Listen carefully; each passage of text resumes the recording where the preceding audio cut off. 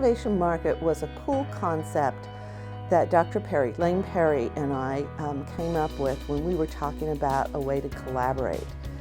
And I had come up with the idea for one of my senior level courses to be able to break into smaller groups and then to have a pop-up market experience of some sort. I was open, I was willing to let it be a festival in town or in the area. Unfortunately, towards the middle end of November, there are not a whole lot of festivals that are available up here in the mountains. So we created our own. In our conversation, as we said, what can our lower level entrepreneurship students do? My first year seminar students. So what we've done is we've connected the two of them for one program called the Catovation Market that takes place over 2 days. And 6 teams are developing a new idea that's a value-added piece. And then the other students in the 100 level class, the introduction class, are gonna be setting up a pop-up thrift store where all of the items that are sold across the whole entire Catovation Market, all those profits and proceeds will go to local nonprofit organizations. The assignment was they had to find something they could purchase. They were limited in the amount of funds that they could use to purchase. And then they had to do something to that to add value to it.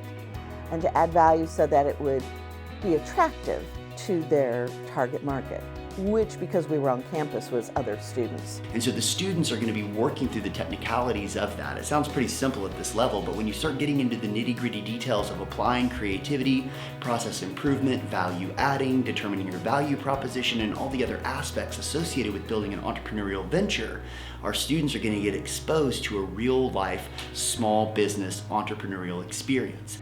You buy it, hand a receipt to you, and they'll put their initial on it, and then we'll hold the product until you buy it, and then you trade us the receipt for the product. Things that we're going to be selling at the market are up to the entrepreneurial teams to develop. We had things at this marketplace that ranged from second-hand cutlery. That is the name of our business. We're selling cutlery that's made from old spoons, forks and knives, and some boards as well, such as the boards that say WCU or North Carolina. The jewelry was actually made from one of our teammates' great-grandma's old cutlery. And we created dog tags and dog collars and bracelets. So pretty much if you have a pet, or if you want to wear it on your book bag as a keychain or anything like that, jewelry, pretty much anything you want, you name it. How we created them was epoxy and resin and a little bit of paint and glitter, everything pretty much you can use, and dried up flour, pressed flour. And some of those are within the dog tags and you can see them. And we also put names, and we also have some WCU ones that we sold as well. Kirstiana, she's the mastermind behind that. She does art, but we all put our creative minds together and came up with the prices and everything like that. My role in the Catovation Market would be kind of like a cashier. Everybody would come to me and they would pay for their items and I would give them change back, you know, what a typical cashier does.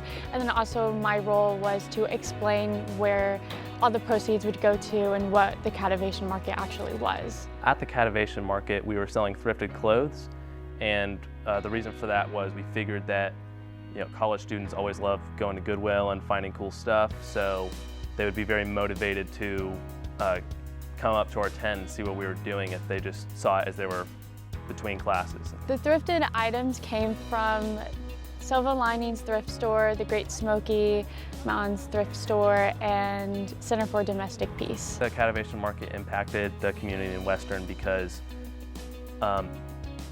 a lot of people didn't know exactly what the Center for Domestic Peace was, which is where all the proceeds went.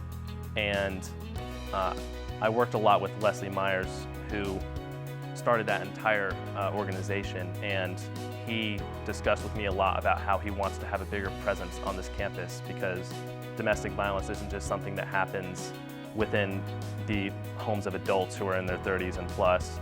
It also happens in college, and so because of that and the market that we did, a lot more people now know about that and the awareness has gone up. My fellow students and I, or fellow peers, we could really make a change in just a couple of months and just a short amount of time, really.